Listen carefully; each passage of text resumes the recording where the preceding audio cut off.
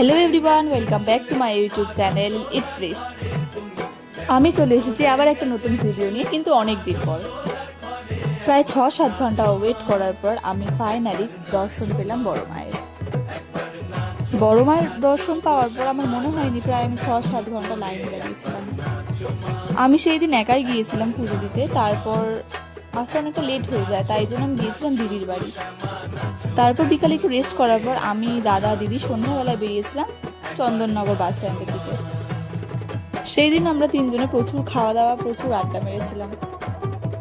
জানি না দিদির সাথে আগে আমার এরকম বন্ডিং ছিল কিনা ছোটবেলায়, কিন্তু এখন যত বড় হচ্ছে বন্ডিংটা আমাদের আরো স্ট্রং হচ্ছে।